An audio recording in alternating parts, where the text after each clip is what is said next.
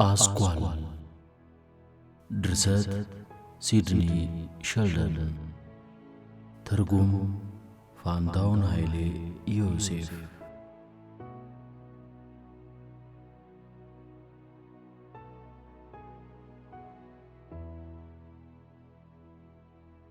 ክፍል 2 ጃሚ የበቅሎዋን መሞት አምኖ መቀበል አልቻለም። አውሬ በልቷት ይሆናል በማለት አገላብጦ ቢያያት ይህንን የሚያረጋግጥበት አንዳችም ምልክት አላገኘም። በቅሎዋ በተኛችበት ሞታለች። ሚስተር ቫንደር መርዌ ለበቅሎዋ ሞት እኔን በኃላፊነት ይጠይቀኝ ይሆናል በማለት ካሰበ በኋላ ሆኖም ዳይመንድ ስወስድለት ስለ በቅሎዋ ምንም ደንታ አይኖረውም በማለት ራሱን አጽናና። ወደ ኋላ መመለስ የለም። በቅሎ ባይኖረኝ ወደ ማገርዳም እሄዳለሁ አለ። ወዲያው ከአየር ላይ አንድ ድምፅ ሰማ። ቀና ብሎ ተመለከተ። ግዙፍ የሆነ ስጋ በላ ሞራ የሚዞረው መሆኑን ሲገነዘብ ከፍርሃቱ የተነሳ ተንቀጠቀጠ። ዕቃውን በፍጥነት አዘጋጀና የሚይዘውን ይዞ የሚተወውን ትቶ ጉዞውን ቀጠለ። ከ5 ደቂቃ ጉዞ በኋላ ዞር ብሎ ሲመለከት ብዛት ያላቸው አሞራዎች የሞተችው በቅሎ ሰውነት ላይ ሰፍረው ሲቀራመቷት አስተዋለ። ወደፊት መገስገሱን ቀጠለ። በዚያን ጊዜ በደቡብ አፍሪካ ወሩ ታህሳስ ወቅቱ በጋ ነበር። ጃሚ ከክሊፕ ድሪፍት ሲነሳ ፍርሃት ብሎት የነበረ ቢሆንም ጉዞ ከጀመረ በኋላ ግን ደቂቃው ወደ ሰዓት፣ ሰዓቱ ወደ ቀን ሲለወጥ ብዙ በመጓዙ ድካም እየተሰማው ፍጥነቱ ቢቀንስም ልቡ ግን ድፍረትን እየጨመረ መጣ። ጃሚ አይኑ ማየት እስከሚችለው ድረስ ለማየት ቢሞክርም የሚያየው አሰልቺው የደቡብ አፍሪካ የበረሃ ሳርና ማለቂያ የሌለውን ድንጋያማ ሜዳ ብቻ ሆነ። ሲጓዝ ይውልና ውሃ ሲያገኝ ድንኳኑን ተክሎ በዚያው ይተኛል። በአሁኑ ጊዜ በጫካ ውስጥ ጥቂት ቀናት ስላሳለፈ የአውሬዎች ድምፅ እንደ መጀመሪያው ቀን አላሳሰበውም፣ ተላምዶታልና። አንድ ቀን በጠዋት ተነስቶ በመጓዝ ላይ እንዳለ የአንበሶችን መንጋ ከርቀት አስተዋለ። አንዲት ሴት አንበሳ ትንሽ አጋዘን አድና ከያዘች በኋላ በአፏ በማንጠልጠል ወደ መንጋው ሮጠች። የያዘችውን እንስሳ ትልቁ አንበሳ ፊት ከጣለች በኋላ እርሱ ሲመገብ እርሷ ዞር አለች። አንበሳውም የመጣለትን ከተመገበ በኋላ ሌሎች ቤተሰቦቹ የተረፈው እንዲመገቡ ጥሎላቸው ዞር አለ። ጃሚ ይህንን ካስተዋለ በኋላ በዘዋራ መንገድ ጉዞውን ቀጠለ። በረሃማ የሆነውን ሜዳ ለማቋረጥ ወደ 2 ሳምንት የሚጠጋ ጊዜ ፈጀበት። ተስፋ በመቁረጥ ወደ መጣበት መመለስ ዳዳው። ጉዞውን የሚፈጽም መስሎ አልታየህ አለው። እኔ ሞኝ ነኝ። በቅሎዋ ስትሞት ሌላ በቅሎ ለማግኘት ሚስተር ቫንደር መርዌን ተመልሼ መጠየቅ ነበረብኝ። ቫንደር መርዌ ሁሉን ካላፈረሰ ጉዞዬን ለመቀጠል የወሰድኩት እርምጃ ግን ትክክለኛ ነው በማለት አሰበ። ጉዞውን እንደገና ተያያዘው። አንድ ቀን በጉዞ ላይ እንዳለ ከርቀት ምን እንደሆኑ ያለያቸው 4 ምስሎች ወደ እርሱ ሲመጡ አስተዋለ። እኔ አእምሮዬ የተረበሸ ሰው ነኝ። ሁሉ ነገር ያስፈራኝ ጀምሯል። እነዚያ በአቧራ በነፋስ ወይም በፀሐይ ምክንያት የተፈጠሩ ምስሎች ሊሆኑ ይችላሉ አለ።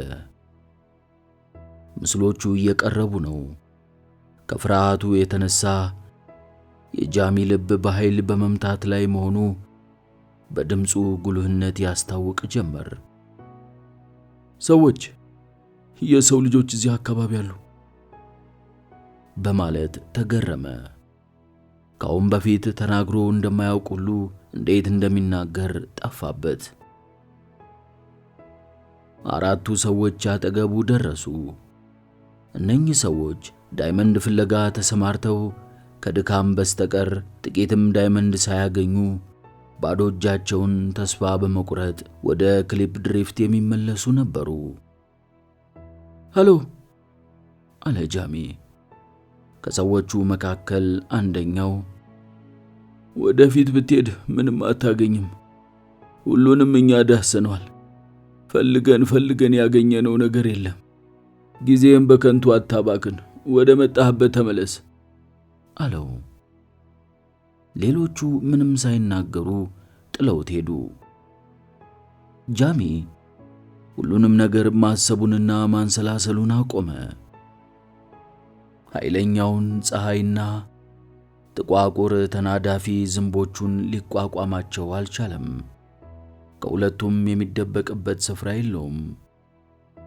በአካባቢው ዛፎች ያሉ ቢሆንም ቅርንጫፎቻቸውንና ቅጠሎቻቸውን ዝሆኖች ድራሹን አጥፍተውታል። ከፀሐዩ ኃይለኝነት የተነሳ ጃሚ አይኑ ወደ መጥፋቱ ተቃርቧል። ለስላሳ የነበረው የሰውነቱ ቆዳ በአሰቃቂ ሁኔታ ተቃጥሏል። ከመድከሙ የተነሳ ሚዛኑን ጠብቆ መራመድ አቅቶታል። የሙቱን ለመራመድ እየሞከረ አንዱን እግር ከሌላው ያስቀድማል እንጂ ራሱን መቆጣጠር ተስኖታል። ከሰዓት በኋላ ጃሚ ከፀሐዩ ንዳድ የተነሳ መጓዝ ቀርቶ መቆም ስላልቻለ መጀመሪያ በጀርባው የተሸከመውን ዕቃ ወደፊት ጣለው። ቀጥሎ ራሱ ወደቀ። አይኑን ጨፍኖ ለመተኛት ሞከረ። ሽልብ ሲያደርገው ያለም ጀመር። ሙቀቱ ኃይለኛ ስለነበረ ጃሚ ላብ በላብ ሆነ። እጅግ ከመድከሙ የተነሳ ከፀሐይዋ ለማምለጥ ስላልቻለ እዛው እንደተኛ መሸ። ቀኑ በመምሸቱ ምክንያት ሙቀቱ ለብርድ ተራውን ለቆ ስለነበር ሌሊቱ ሲጋመስ ጃሚ ቅዝቃዜ ስለተሰማው ከእንቅልፉ ባኖ ተነሳ። እንደምንም ከያዘው ምግብ ትንሽ ለመብላት ሞከረ። ሊበላ የቻለውን ያህል በላ። ከዚያም ፀሐይ ከመውጣቷ በፊት አየሩና ምድሩ ቀዝቃዛ በሆነበት ጊዜ እንደምንም ብሎ ጉዞውን መቀጠሉ ጠቃሚ መሆኑን አሰበ። ባሰበው መሰረት ጉዞውን ለመጀመር ሞከረ። ሆኖም መነሳትና መራመድ ስላልቻለ ሙከራው አልተሳካለትም። በዚያን ወቅት ለጃሚ በጣም ቀላል የነበረው በዚያው ተኝቶ ለዘላለም ማንቀላፋት ነበር። ድካሜ ቢለቀኝ ትንሽ ልተኛ በማለት አሰበ። ሆኖም ተመልሶ ከተኛ በጭራሽ መነሳት እንደማይችል አወቀ። በብዙ መቶ የሚቆጠሩ ሰዎች በረሃ ውስጥ ወድቀው እንደቀሩ ሁሉ በእርሱም ላይ ተመሳሳይ ሁኔታ እንዳይደርስበት ፈራ። አሞራዎችንና አውሬዎችን አስታወሰ። የለም፣ አይሆንም። የኔን ሰውነት የኔን አጥንት መሆን የለበትም አለ። ሕመም ቢሰማውም ቀስ በቀስ ለመቆም ሞከረና ቆመ። በጀርባው የሚሸከመው ዕቃ ከባድ ስለሆነ ሊያነሳው አልቻለም። ለመጎተት ሞከረ፣ ሆኖም አልቻለውም። ይህንን በሚያደርግበት ወቅት ምን ያህል ጊዜ አሸዋ ላይ ወድቆ እንደተነሳ ብዙ ነውና አያስታውሰውም። ባለበት ሆኖ ድምፁን ከፍ አድርጎ እኔ ጃሚ ማክ ግሪጎር ነኝ። ያሰብኩትን ከፍጻሜ ለማድረስ ሞክራለሁ። ሕይወቴንም እንደምንም አቆያታለሁ። ሐሳቤንና ምኞቴን ትሰማኛለህ አምላኬ አለ። በአእምሮ ውስጥ እንዲህ የሚል ድምፅ የተሰማው መሰለው። ዕንቁ ፍለጋ ልትጓዝ አስበሃል? ቂል ነህ። አእምሮ ትክክል አይመስለኝም። የነገሩ ሐሰትና ተጨባጭነት የሌለው ተረት ነው። ሰዎች የዕለት ተዕለት ሥራቸውን በታማኝነት እንዳያከናውኑ የሚያዘናጋ የሰይጣን ተግባር ነው። የመጓጓዣውን ገንዘብ ከየት እንዳገኘው ለምን አትነግረንም? ለመሄድ ያሰብክበት ሀገር ርቀቱ የዓለምን ዙሪያ ከሚሸፍነው ርቀት ግማሹን ያህል ይሆናል። አንተ ገንዘብ የለህም የሚል ነበር። ይህ ከሀገሩ ሲነሳ አባቱና ወንድሙ የመከሩት ነበር። ከዚህ ሐሳብ በኋላ ከሚስተር ቫንደር መርዌ ጋር የተነጋገረውና የገባውን ቃል ሁሉንም አስታወሰ። ያሰበውን ማግኘት ሳይጀምር እርሱ ራሱ ማለፉ ስለተሰማው ሁለት አማራጭ መንገድ አለ።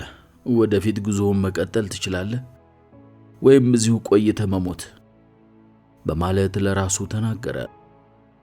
እነኚህ ቃላቶች በጃሚ ጆሮ ውስጥ ያለማቋረጥ ማስተጋባታቸውን ቀጠሉ።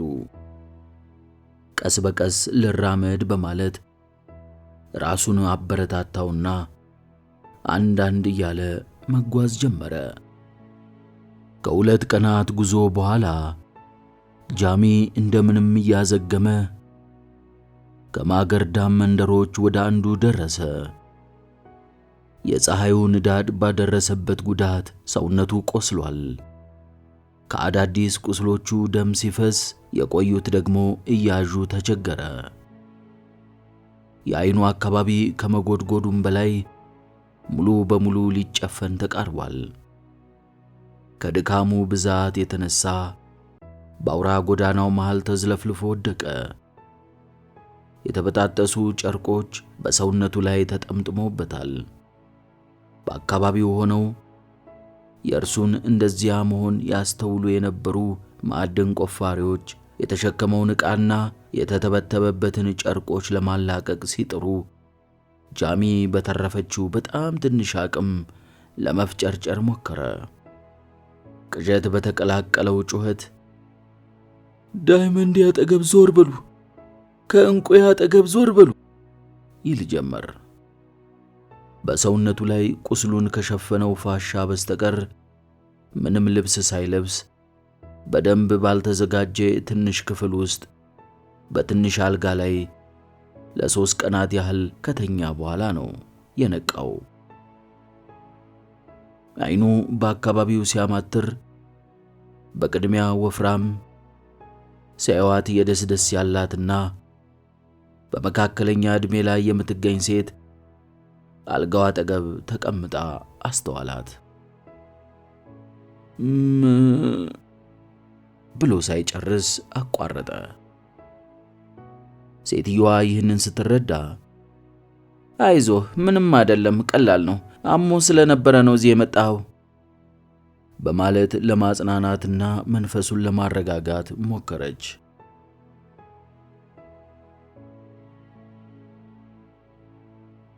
ወዲያው በፋሻ የተጠቀለለውን የጃሚ ራስ በቀስታ ቀና በማድረግ በኩባያ ውሃ እንዲጠጣ አደረገች። ጃሚ በአንድ ክንዱ ከተኛበት ደገፍ ብሎ ቀና አለና ይህት መቀጠል ስላቃተው ንግግሩን ዋጠው። እንደገና ተጣጥሮ የት ነው ያለሁት ሲል ጠየቃት። ማገርዳም ነው ያለኸው? እኔ አሊስ ጃርዳኒ ይባላለሁ። ይህ ያለህበት ቦታ የእኔ ቤት መኖሪያ ቤቴ ነው። ጥሩ እረፍት ካገኘ ትድናለህ በማለት ሚስ አሊስ አበረታታችው። ጃሚ በአውራ ጎዳናው ላይ በወደቀበት ወቅት የማያውቃቸው ሰዎች የያዘውን ዕቃ ሊዘርፉት እንደነበር አስታወሰና ዕቃዎቼ ወዴት ናቸው በማለት በንዴት እየተናገረ ከትንሹ አልጋ ላይ ለመነሳት ሲሞክር የሚስ አሊስ ለዛ ያለው አነጋገር ቁጣውን አበረደው። ሁሉም ነገር ሰላም ነው። ዕቃው ወደ ተቀመጠበትና ወደ ተኛበት ክፍል ማዕዘን እጇን ቀስራ አትጨነቅ፣ ዕቃዎች በሙሉ እንደታሰሩ ተቀምጠዋል። ስለ ዕቃ ሐሳብ አይግባሽ አለችው። ጃሚ ይህንን ሲሰማ ተመልሶ በተነጠፈለት ነጭ አንሶላ ላይ ተኛ። እዚህ ደረስኩ፣ ፈጸምኩት ያሰብኩት ቦታ በሕይወት ለመድረስ ችያለሁ። ሁሉም ነገር ጥሩ ይሆናል በማለት አሰበ። ሚስ አሊስ ጃርዳኔ ሩሩህ፣ የተቸገረን የምትረዳና ለሰው አዛኝ ሴት ናት። ይህም ለጃሚ ብቻ ሳይሆን በማገርዳም ከሚኖሩት ሰዎች መካከል ለግማሹ ያህል እርዳታዋን ለግሳለች። ከተማዋ ከየሀገሩ በሚመጡና ወደ የሀገሩ በሚሄዱ አንድ አይነት ህልም በሚያልሙ ሰዎች የተሞላች ናት። እነኚህ ሰዎች የተለያዩ ችግሮች ያጋጥማቸዋል። ችግር ባጋጠማቸው ወቅት እያንዳንዱን ሰው የራበውን መግባለች፣ የታመመውን አክማለች፣ ተስፋ የቆረጠውን በማጽናናት ምክር ለግሳለች። በትውልዷ እንግሊዛዊት ስትሆን ወደ ደቡብ አፍሪካ የመጣችው ከባሏ ጋር ነበር። ባሏ ወደ ደቡብ አፍሪካ የመጣው በመምህርነት ቢሆንም በሊድስ የነበረውን የማስተማር ሥራ ትቶ ዳይመንድ ለመፈለግ ከሚስ አሊስ ጋር ወደ ማገርዳም መጡ። ማገርዳም ከደረሱ ከ3 ሳምንታት በኋላ ባለቤቷ በህመም ምክንያት ስለሞተባት እዚሁ ለመቅረት ወሰነች። ከዚያ በኋላ ማዕድን ቆፋሪዎችን ልጆቿ አድርጋ ትኖር ነበር። ጃሚን በተጨማሪ ለ4 ቀናት ያህል በቤቷ ውስጥ በአልጋ ላይ አስተኝታ ፋሻውን በመለወጥ ቁስሉን ስታክመውና ስትመግበው ቀድሞ የነበረው ጤንነቱና ጥንካሬው እንዲመለስ ስትረዳው ቆየች። በ5ኛው ቀን ጃሚ ተሻለውና ከአልጋው ለመነሳት ብቁ ሆነ። ሚስ አሊስ ጃርዳኔ በእኔ ላይ ከፍተኛ ውለታ እንደጣሉብኝ እንዲያውቁልኝ እፈልጋለሁ። በአሁኑ ጊዜ ውለታውን ለመመለስ ምንም የምሰጠውት ነገር በእጄ ላይ የለም። ሆኖም በቅርብ ቀን የዳይመንድ ስጦታ አበረክትልዎታለሁ። ይሄ ጃሚ ማክ ግሪጎር የገባልዎት ቃል ኪዳን ነው አላት። ሚስ አሊስ ውለታውን ለመመለስ እንዳሰበ ስትገነዘብ ፈገግ አለችና በደንብ ተመለከተችው። ሰውነቱ በጣም ቀጭን ነው። ክብደቱ ከ20 ፓውንድ አይበልጥም።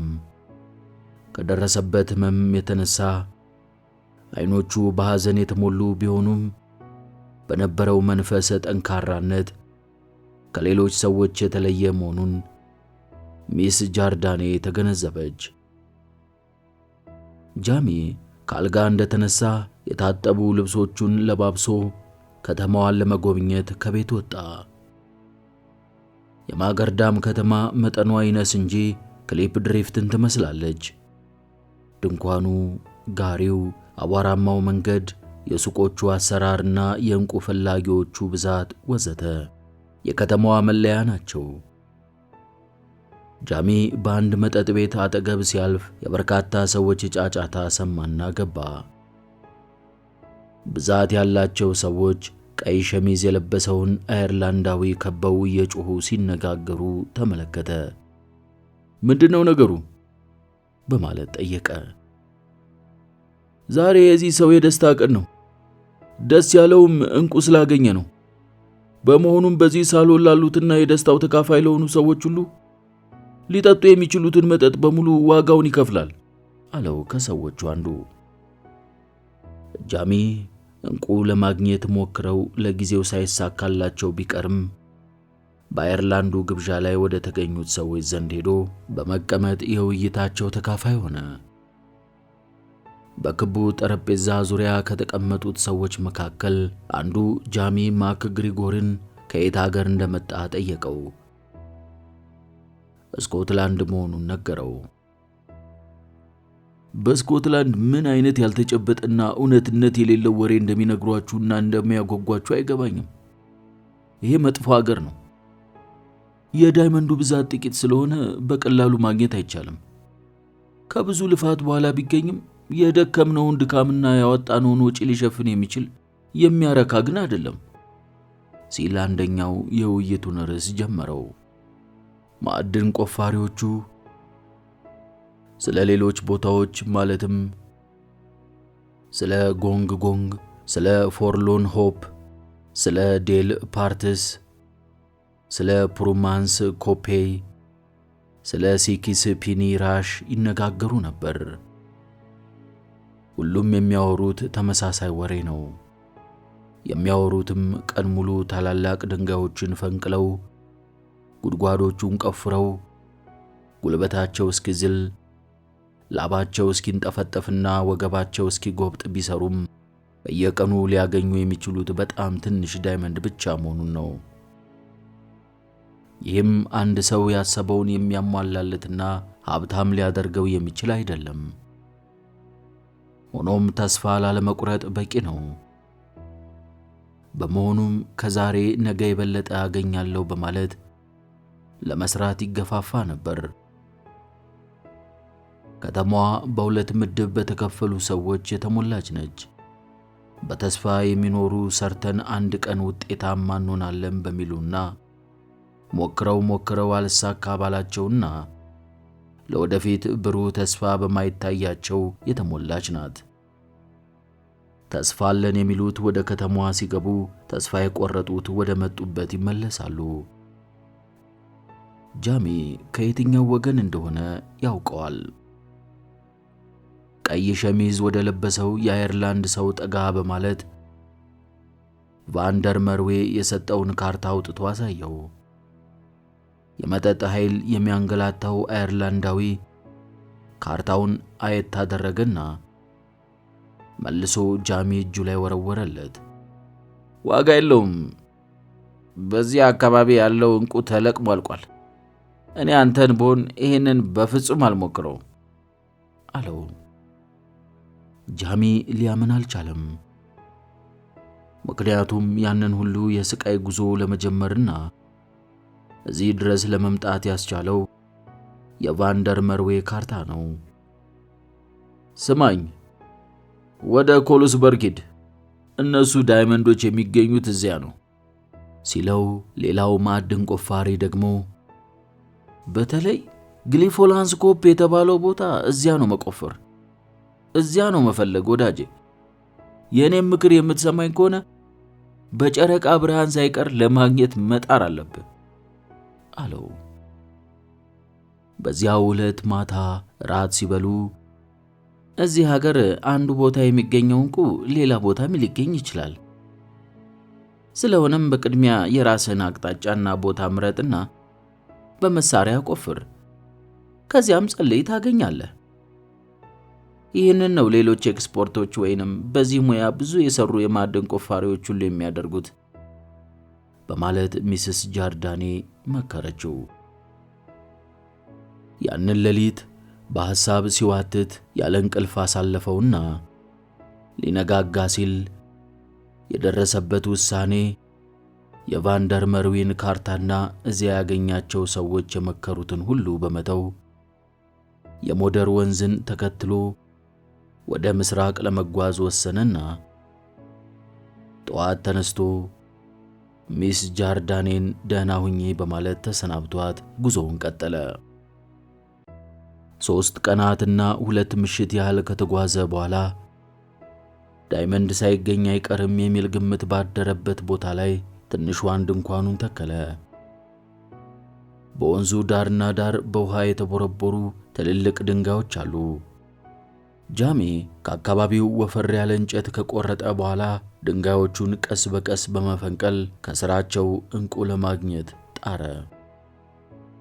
ሆኖም ከፈነቀላቸው ድንጋዮች ስር ምንም እንቁ ሊገኝ አልቻለም። አዘውትሮ በጠዋት እየተነሳ እስከ ማታ ድረስ ተስፋ ባለመቁረጥ ለ1 ሳምንት ያህል ቆፈረ። እንቁ ሊያገኝ ቀርቶ እንቁ የነበረበትን ቦታ የሚያሳይ ትንሽ ምልክት እንኳን አላገኘም። በሳምንቱ መጨረሻ እንደገና ወደ ሌላ ቦታ ለመጓዝ ተነሳ። በጉዞ ላይ ያለ ከርቀት ከብር የተሰሩ መንደሮችን ያስተዋለ መሰለው። በትክክል መንደሮች ናቸው ብሎ ለማመን ግን አልቻለም። ፀሐይ ስለነበር አይኑን እያጭበረበረ አስቸግሮት ነበርና ጥቂት ካየ በኋላ አይኔ መታወሬ ነው አለ። ቀደም ሲል ከርቀት ወደ አስተዋለው እየተጠጋ ሲመጣ በእርግጥም መንደሮች መሆናቸውን አረጋገጠ። በእውነትም ቤቶቹ ከብር የተሰሩ ይመስላሉ። የተቀዳደደ ልብስ የለበሱ ህንዳውያን አዋቂዎች፣ ወንዶችና ሴቶች እንዲሁም ልጆቹ በአውራ ጎዳናው ላይ አጀብ አጀብ ብለው ይጓዛሉ። ጃሚ እጅግ ተገረመ። የተገረመው እዚያ ባያቸው ሰዎች ብቻ አልነበረም። ከርቀት በፀሐዩ ብርሃን እያንጸባረቁ ከብር የተሰሩ የሚመስሉት ቤቶች ጠጋ ብሎ ሲያያቸው ለአትክልት መቀቀያነት ከሚያገለግሉ ስስ ማሰሮች ውድቅዳቂ በጥንቃቄ መሰራታቸውን በመገንዘቡ ጭምር ነበር። ከመንደሩ ወጥቶ አሁንም ጉዞውን ወደፊት ቀጠለ። ለአንድ ሰዓት ያህል ከተጓዘ በኋላ መለስ ብሎ ለማየት ሲሞክር እነዚያ መንደሮች እንደ ብር ሲያብረቀርቁ አስተዋለ። ጃሚ ምንጊዜም ሊረሳው የማይችል እይታ ነበር። ጃሚ ጉዞውን የቀጠለው የሰሜንን አቅጣጫ በመያዝና ወንዙ የሚፈስበትን ፈለግ በመከተል ሲሆን ምናልባትም በእጁ መሸከም የማይችለው ትልቅ ዳይመንድና በወንፊትም የማይለዩ ብዛት ያላቸው ደቃቅ ዕንቁዎች እንደሚያገኝ በመገመት ነበር ይጓዝ የነበረው። ቀኑ ሲመሽ መኝታውን ካነጠፈ በኋላ ሌሊቱ በዚያው አሳለፈ። በሁለተኛው ሳምንት መጨረሻ ወንዙ ወደሚፈስበት ወደ ሰሜን አቅጣጫ ተጓዘ። ይህም ጥቂት ሰዎች ከሰፈሩበትና ፓርድስፖን በመባል ከሚታወቀው ቦታ በስተ ሰሜን በኩል ነበር። ጃሚ ወንዙ በሚታጠፍበት ቦታ ላይ ሲደርስ እረፍት ለማድረግ አሰበ። እሳት አነደደና ሻይ ካፈላ በኋላ በሻዩ እያማገ ተመገበ። ከድንኳኑ ፊት ለፊት እንደተቀመጠ በሰማይ ላይ ያሉትን ከዋክብት እያስተዋለ ከፍተኛ የሆነ የብቸኝነት ስሜት ተሰማውና ሐሳቡ ሁሉ ተበታተነ። ለ2 ሳምንት ያህል ብቻውን ጫካ ውስጥ በመሆኑ አንድም ሰው አላየም። እዚህ ምን እየሰራው ነው ሲል በመገረም ራሱን ጠየቀ። ጫካ ውስጥ እንደሞኝ ቁጭ ብዬ ቋጢ በመፈንቀልና አቧራ በመዛቅ ራሴን የማሰቃየው ራሴን የምገለው ለምንድን ነው? ወደ ቀድሞ ስራዬ ተመልሼ እርሻዬን መቀጠሉ ይሻለኛል። እስከ መጨረሻው ቅዳሜ ድረስ እንቁ ካላገኘው ወደ ሀገሬ እመለሳለሁ በማለት ራሱ ለራሱ ተናገረ። ወደ ሰማይ አንጋጦ እንደገና ኮከቦችን እየተመለከተ አምላኬ ትሰማኛለህ? ምነው ጨከንክብኝ? ኢየሱስ ሆይ ችግሬን ትሰማኛለህ? በንዴትና ተስፋ በመቁረጥ አእምሮዬን ልስት ተቃርቤያለሁና እርዳኝ በማለት አምላኩን ተማጸነ። እዚያ ቁጭ እንዳለ አጠገቡ ያሉትን ድንጋዮች እያነሳ በጣቶቹ ከአሸዋው እየለየ ለጥቂት ጊዜ ከተመለከታቸው በኋላ እንቁ ስላልሆኑ ይወረውራቸዋል። በርካታ ተመሳሳይ ድንጋዮችን አንስቶ አስተዋለ። ሆኖም ባለፉት ሳምንታት እንዳገኛቸው ጥቅም የለሽ ድንጋዮች ሆኑበት። ቫንደር መርዊ እነዚህን ምን ብሎ ነበር የሚጠራቸው በማለት ራሱን ጠየቀና ስቸሌንተርስ አለ። ወደ አንድ አቅጣጫ ሲመለከት ድንጋይ መሰል ነገር አስተዋለና ወደዚያው አተኮረ። ወዳለበት በመሄድ አነሳና ተመለከተው። እስካሁን ካያቸው ድንጋዮች በመጠን ከፍ ያለና በቅርጽም የተለየ ነው። አቧራውን ሱሪው ላይ ጠረገና አተኩሮ በደንብ አስተዋለው። እንቁ ይመስላል በማለት አሰበ። ሆኖም መጠኑ ትልቅ ስለሆነበት ጥርጣሬ ውስጥ ጣለው። ትልቅነቱ ከዶሮ እንቁላል ጋር ይመጣጠናልና። ኦህ አምላኬ፣ ይህማ እንቁ ከሆነልኝ! ከደስታው ብዛት ሲቃ ተናነቀው። ፋኖሱን ፈጥኖ አነሳና በአካባቢው ሌላ እንቁ መፈለግ ጀመረ። በ15 ደቂቃ ውስጥ ተመሳሳይ መጠን ያላቸው 4 ዕንቁዎችን ለማግኘት ቻለ። 4ቱም በመጠን ከመጀመሪያው ጋር እኩል አይደሉም እንጂ የሚያወጡት ዋጋ ቀላል ስላልነበረ የጃሚን ፍላጎት ለማርካት የመጠናቸው ትልቅነት በቂ ስለነበር ጃሚ በደስታ ፈነደቀ። ሌሊቱ ከመንጋቱ በፊት ማልዶ በመነሳት ቁፋሮውንና ፍለጋውን ያለ ረፍት ተያያዘው። እስከ ምሳ ሰዓት ድረስ በቁጥር ግማሽ ደርዘን ያህል ዕንቁ በተጨማሪም አገኘ። በተከታዩ ሳምንት ቀን ቀን ዕንቁ የሚገኝበትን ቦታ እየፈለገ በመቆፈር ሲያወጣ ይውልና ማታ ማታ ደግሞ ተላላፊ መንገደኛ በቀላሉ ሊያገኘው በማይችለው ቦታ በመቅበር ያከማች ጀመር። ጃሚ ያጋጠመውን ዕድል ሲያስበው ልቡ በደስታ ተሞላ። ምንም እንኳን እስካሁን ያገኘው ዕንቁ ግማሽ እንጂ በሙሉ የእሱ አለመሆኑን ቢረዳውም በውለታው መሠረት ግማሹን ካገኘ ከአሁን በፊት ሀብታም ለመሆን ካለመው በላይ ነበርና ባገኘው ተደሰተ። በሳምንቱ መጨረሻ ጃሚ ዕንቁ ያገኘበት ቦታ እንዳይጠፋውና ለማስታወስ እንዲረዳው በካርታው ላይ በጥንቃቄ ምልክት አደረገ። እስካሁን ያገኛቸውን ዕንቁዎች ከቀበረበት ቦታ ካወጣ በኋላ በቦርሳው ውስጥ ከሌሎች ዕቃዎች ስር በማግባት በጀርባው ተሸክሞ ወደ ማገርዳም ጉዞውን ጀመረ። ዲያማንት ኩፐር የሚል በትንሽ ሕንፃ ላይ የተጻፈ አንድ ጽሑፍ አነበበ። ጃሚ ወደ ቢሮው ውስጥ ገባ። ትንሽ ክፍል ከመሆኗን በቀር አየሯ ታፍኗል። ከአሁን በፊት ብዙ ማዕድን ቆፋሪዎች ዕንቁ አገኘን እያሉ ለመሸጥ ሲያመጡ ጥቅም የሌለው ድንጋይ የሆነባቸው ድካማቸው ፍሬ አልባ መሆኑን ሲያወሩ የሰማው ነገር ትዝ አለውና ተርበተበተ። እኔስ ተመሳሳይ ዕድል ቢገጥመኝ ዕንቁ ነው ብዬ ያመጣሁት ድንጋይ ቢሆንስ በማለት ተጠራጠረ።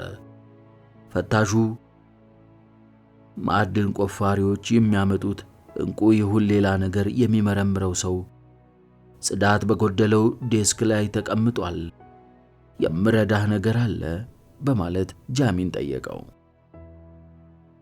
ጃሚ በኃይል ከተነፈሰ በኋላ አሁን ጌታዬ፣ እነኚህን እንድትፈትሹልኝ እፈልጋለሁ።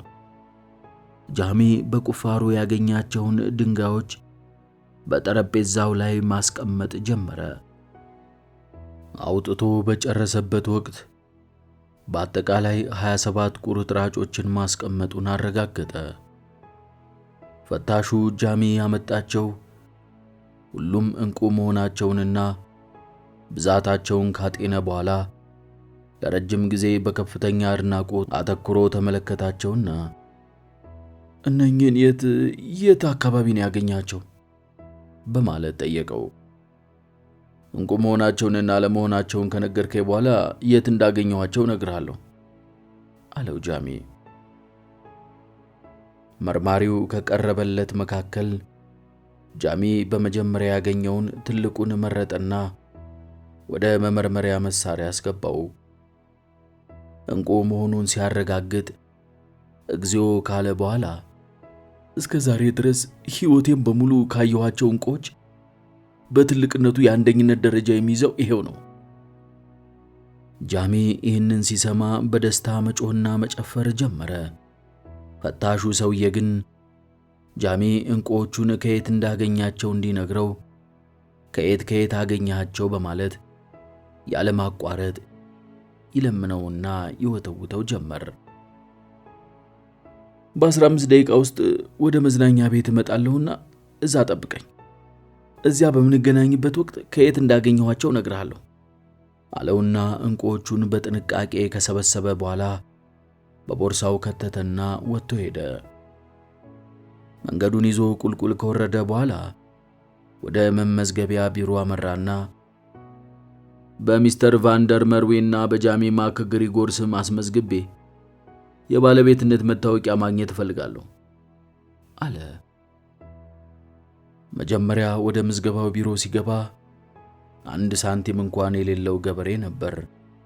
ከመመዝገቢያው ቢሮ ሲወጣ ግን የሚሊዮን ብር ጌታ ሆነ። የዕንቁዎቹ መርማሪ የሆነውና ጃሚ ያገኘው ዕንቁ መሆኑን ያረጋገጠለት ሰው መዝናኛ ቤቷ ውስጥ ማለትም ቀደም ሲል ጃሚ ጠብቀኝ ባለው ቦታ ቁጭ ብሎ መምጣቱን በጉጉት ይጠባበቅ ጀመር። ሰውየው ጃሚ ስላገኛቸው ዕንቁዎች በአካባቢው ላገኛቸው ሰዎች በተለይም እዚያ ቤት ውስጥ ላሉት ሁሉ ዜናውን ነግሮ ስለነበረ ጃሚ ወደዚያች ቤት ሲገባ በቤቷ ውስጥ የነበሩት ሁሉም ፈጥነው ጸጥ በማለት በአክብሮት ተቀበሉት።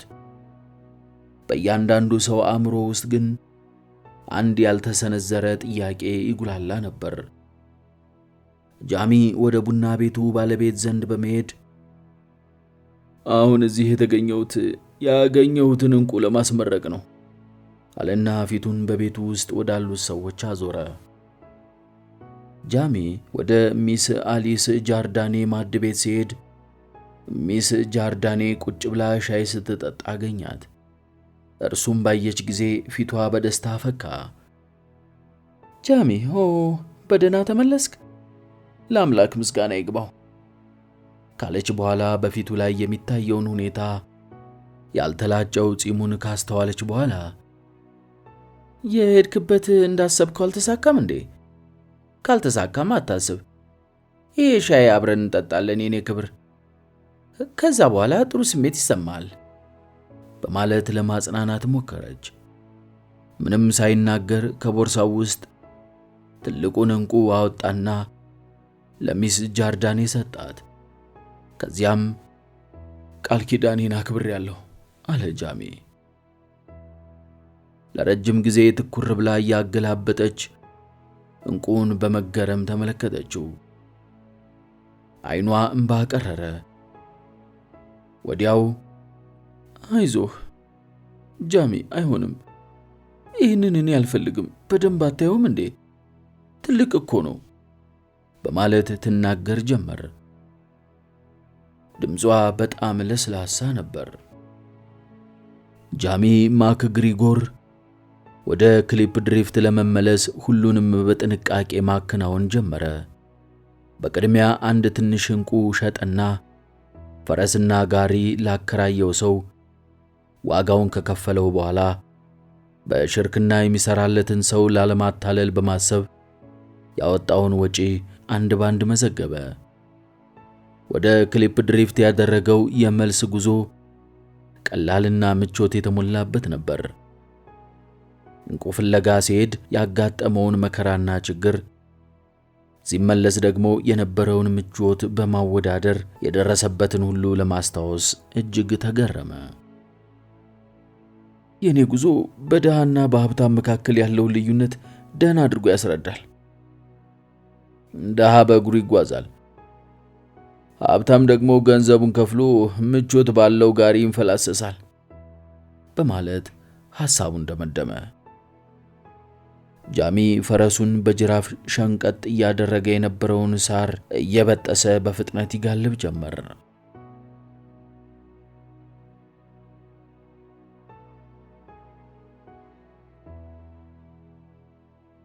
ክሊፕ ድሪፍት ደረሰ። ከተማዋ አልተለወጠችም። ጃሚ ማክ ግሪጎር ግን ተለውጧል። ወደ ቫንደር መርዌ መጋዘን ጋሪውን እየነዳ ሲጓዝ የከተማዋ ነዋሪዎች ሁሉ አተኩረው ይመለከቱት ነበር። የከተማዋን ሰዎች ያስገረማቸውና ትኩረት እንዲሰጡት ያደረጋቸው በጣም ውድ ዋጋ ያለው ፈረስና ጋሪ በማየታቸው አይደለም። ይህንን መሳይ ጋሪዎች በሌሎች በዳይመንድ ሀብት በበለጸጉ ከበርቴዎች በከተማው ውስጥ ሲነዱ አይተዋል። ዛሬ ያስደነቃቸው በደስታ በተዋጠ ወጣት ልጅ ሲነዳ በማየታቸው ነው። ሰዎች ዳይመንድ እያገኙ ከበርቴ ሲሆኑ ማየቱ የወደፊት ተስፋቸውን ያለመልማቸዋል። በመሆኑም የጃሚ ጋሪ ቆሞ ከጋሪው እስከሚወርድ ድረስ ቆመው ይመለከቱት ነበር። ጃሚ ከጋሪው ሲወርድ ዳይመንድ ፍለጋ ለመሄድ ሲነሳ ዕቃውን ያጫጫነው አፍሪካዊ ዛሬም እዚያው ቦታው ቆሞ አገኘው። ሃሎ፣ በደህና ተመለስኩኝ ሲለው ባንዳ አስተያየት ሳይሰነዝር የፈረሱን ልጓም ከግንድ ጋር ካሰረለት በኋላ ወደ መጋዘኑ ሲሄድ ጃሚም ተከትሎት ገባ። ሰለሞን ቫንደር መርዌ ከሱቁ ውስጥ ሆኖ ይጠባበቀው ነበር። ጃሚን ቀና ብሎ አየውና ፈገግ አለ። በዚህን ጊዜ ጃሚ ቫንደር መርዌ ስለተገኘው እንቁ ቀደም ሲል በመጠኑም ቢሆን የሰማ መሆኑን ተገነዘበ። ስለ እንቁ የሚወሩ ወሬዎች ሁሉ በአንድ ጊዜ አህጉር አቋርጠው መሰማታቸው አይቀርም። ቫንደር መርዌ ከገበያተኞቹ ጋር ሊያከናውነው የሚገባውን ከጨረሰ በኋላ ወደ መጋዘኑ ኋላ እያመለከተው ና ሚስተር ማክ ግሪጎር አለው። ጃሚ ተከትሎት ገባ። የቫንደር መርዌ ልጅ በምድጃው ላይ ራት እያሰናዳች ነበርና ሄሎ ማርጋሬት አላት። ምንም ሳትመልስለት በቁጣ ፊቷ ደም ለበሰና ወደ ሌላ ቦታ ታስተውል ጀመር። እሺ ጥሩ ዜና እንዳለ ሰምቻለሁ አለው ቫንደር መርዌ ፈገግ እያለ። ከዚያም ወንበር ላይ ቁጭ ካለ በኋላ በጠረጴዛ ላይ የሚገኙትን ሳህንና ሌሎች ነገሮችን ከፊቱ ገፋ ገፋ በማድረግ ነፃ አደረገው። ትክክል ነው ጌታዬ አለ ጃሚ በኩራት። ቀጥሎም ከሻንጣው ውስጥ ከቆዳ የተሰራ ቦርሳ በማውጣት እንቁዎቹን ጠረጴዛው ላይ ዘረገፋቸው። ቫንደር መርዌ በርግጥ እንቁ መሆናቸውን እያገላበጠ በማየት ካረጋገጠ በኋላ አንድ ባንድ በማንሳት ከፍየል ቆዳ ከተሰራውና በጣም ለስላሳ በሆነው ከረጢት ውስጥ ካሰረ በኋላ ከማዕዘን በኩል ከተቀመጠው ትልቅ የብረት ካዝና ውስጥ አስገብቶ ቆለፈበት። ቫንደር መርዌ በሚያወራበት ጊዜ በተገኘው እንቁ ከልቡ የተደሰተ መሆኑ ይታወቅበት ነበር። ጥሩ ሰርተሃል ማክ ግሪጎር፣ እጅግ በጣም ጥሩና አስደሳች ተግባር ፈጽመሃል አለው። አመሰግናለሁ ጌታዬ፣ ይሄ የመጀመሪያ እንጂ የመጨረሻ አይሆንም። እዚያ በብዙ መቶ የሚቆጠሩ እንቁዎች አሉ። እዚያ ያሉት እንቁዎች ከብዛታቸው የተነሳ ምን ያህል እንደሚያወጡ በርግጥ ለመገመት ያዳግታል። ለመሆኑ እንቁዎቹን ባገኘህበት አካባቢ ብዛታቸውን በሚገባ አስመዝግበህ መረጃ ይዘሃል አለው ቫንደር መርዌ። አሁን ጌታዬ ካለ በኋላ ወደ ኪሱ በመግባት ያስመዘገበበትን ደረሰኝ በማውጣት በሁለታችንም ስም ተመዝግቧል በማለት ደረሰኙን ሰጠው። ቫንደር መርዌ ደረሰኙን ደጋግሞ አነበበውና በኪሱ ውስጥ ከተተው። ቀጥሎም ጉርሻ ማግኘት ይገባሃል፣ እዚሁ ጠብቀኝ አለውና ወደ ሱቁ በር መሄድ ሲጀምር ከኔ ጋር ነይ እንሂድ አላት። በእርጋታ እየተራመደች ተከተለችው። ማርጋሬት በፍርሃት የተዋጠች ትንሽ ድመት መስላ ታየችው። ከጥቂት ደቂቃዎች በኋላ ቫንደር መርዌ ብቻውን ተመልሶ መጣ። ቦርሳውን ከፈተና ጥንቃቄ በተሞላበት ሁኔታ 50 ፓውንድ ቆጠረ። ጃሚ በሁኔታው ግራ በመጋባት በዝምታ ድርጊቱን ሲያስተውል ቆይቶ ይሄ ለምንድን ነው ጌታዬ በማለት ጠየቀው። ይሄንን የምቆጥረውና የማዘጋጀው በሙሉ ለአንተ ለመስጠት ነው በማለት መለሰለት። እኔ አልገባኝም አለ ጃሚ። ቫንደር መርዌ መለሰና ለ24 ሳምንታት ያህል ስትሰራ ቆይተህ ተመልሰሃል። በሳምንት 2 ፓውንድ ሂሳብ ሲታሰብልህ በጠቅላላው 48 ፓውንድ ይሆናል። በዚህ ላይ በቸርነቴ ከሂሳቡ ውጪ 2 ፓውንድ ጉርሻ ጨመርኩልህ፣ 50 ፓውንድ ይሆናል አለው። ጃሚ ከትከት ብሎ ሳቀና ኧረ እኔ ጉርሻ አልፈልግም፣ ከእንቁዎቹ የራሴ የሆነ ድርሻ አለኝ እኮ። ከእንቁዎቹ ድርሻ አለኝ ነው የምትለው? አሁን ለምን ድርሻ አይኖረኝም ታዲያ? የራሴ ድርሻ 50% አለኝ እንጂ እኔ እናንተ እኮ በሽርክነት ነው የሰራ ነው አለው። ቫንደር መርዌ በጃሚ ላይ አፈጠጠና ሽርኮች ነን?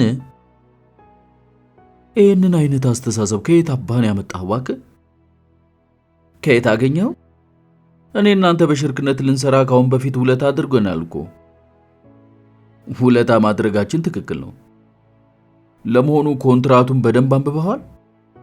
በማለት ቫንደር መርዌ ጠየቀው። ኧረ አላነበብኩትም፣ ምክንያቱም የተጻፈው በአፍሪካውያን ቋንቋ ስለሆነ ነው። እኔ ቋንቋውን አላውቀውም።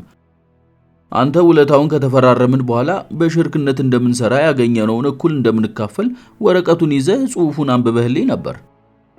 ቫንደር መርዌ ራሱን ነቀነቀና በዚያን ወቅት የነገርኩህን አልተረዳኸውም ነበር ማለት ነው ሚስተር ማክግሪጎር።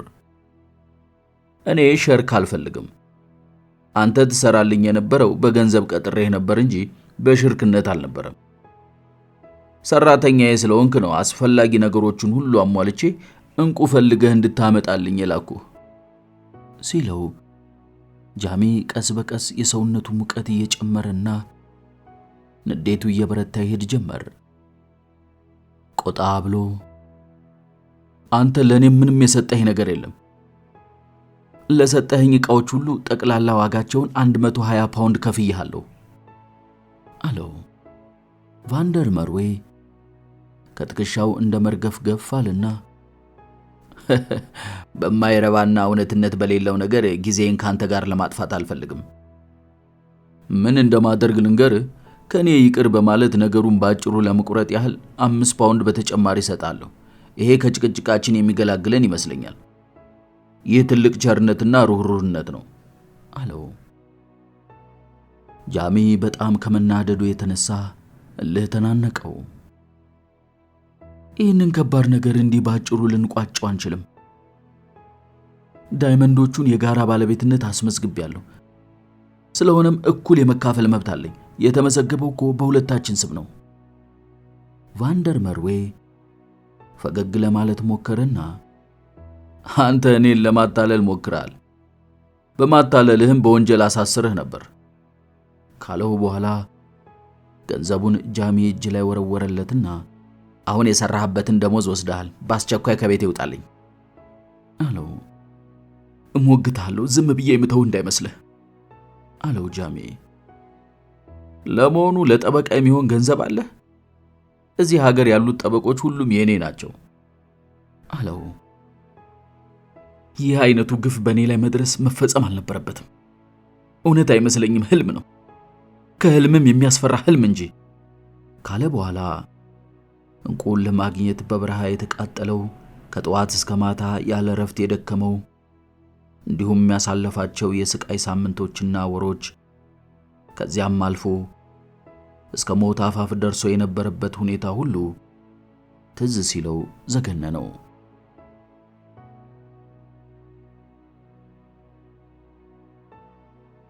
ይህንን ሁሉ ስቃይና መከራ በትዕግስት አልፎ እንቁ ይዞለት የመጣውን ሰው በማያውቀው ቋንቋ ጽፎና አስፈርሞ ሊያታልለውና ድርሻውን ሊክደው በመሞከር ላይ ነው። ጃሚ ቫንደር መርዌን አይኑን እየተመለከተ ዳይመንዶቹን ዘርፈኝ እንድትቀር አልተውህም። ክሊፕ ድሪፍትን ለቅቄ ስለመሄድ በእኔ ላይ የፈጸምከውን ግፍ ለእያንዳንዱ ሰው ነግራለሁ። ድርሻዬን ማግኘት አለብኝ አለው። ቫንደር መርዌ ከቁጣው ቀዝቀዝ ያለ በመምሰል ሰማው። ሐኪም ብታማክር፣ ለዶክተሮች ችግርህን ብትነግር የሚሻል ይመስለኛል። እኔ እንደሚገባኝ የበረሃው ፀሐይ የማሰብ ችሎታህን የቀነሰውና የምታደርገውን ማወቅ እንዲሳንህ ያደረገህ መሰለኝ። ጃሚ ቫንደር መርዌን ቁልቁል ሲመለከተው ቆይቶ በሰከንድ ውስጥ በሁለት እጆቹ ወደ ላይ አነሳና አይኑ ድረስ አስጠግቶ ተመለከተው። ከዚያም በንዴት ቁልቁል ለቀቀውና የያዘውን ገንዘብ ከጠረጴዛው ላይ በትኖ ከቤት ወጥቶ ሄደ። ጃሚ ማክግሪጎር ወደ ሳንዳውነር ሆቴል ሲጓዝ ካሁን በፊት በብዛት ያያቸው የነበሩት እንቁ ፈላጊዎች በአሁኑ ጊዜ በአካባቢው የሉም። ይህም ሊሆን የቻለው አብዛኞቹ እንቁ ፈላጊዎች ወደ ፓደርስፓን ስለሄዱ ነው። ጃሚ በደረሰበት ሁኔታ እጅግ ከመናደዱም በላይ ለጥቂት ጊዜያት ተሳክቶለት የነበረው ምኞቱ ስለጨለመበት ሙሉ በሙሉ ተስፋ ቆረጠ። ሊታመን የማይችል ነገር ነው። ለአንድ ደቂቃ እንደ ክሮይስስ በጣም ከበርቴ ሆንኩኝ። በተከታዩ ደቂቃ ደግሞ ምንም የሌለው መናጢዳ ቫንደር መርዌ ሌባ ነው። ስለሆነም የሚበቀልበትንና እሱን የማስቀጣበትን ዘዴ መፈለግ አለብኝ። ግን እንዴት አድርጌ በማለት ያስብ ጀመር። ቫንደር መርዌ የተናገረው ልክ ነው። ጃሚ ቫንደር መርዌን ከሱ ፍትህ የሚያስገኝለት ጠበቃ ለመቅጠር ምንም ገንዘብ የለውም። ለሀገሩ ባዳ ለሰው እንግዳ ነው። ቫንደር መርዌ ግን በክሊፕ ድሪፍት ነዋሪዎች ዘንድ ክብር ያለው ታላቅ ሰው ነው። ጃሚ በእጁ ያለው የመዋጊያ መሳሪያ እውነት ብቻ ነው።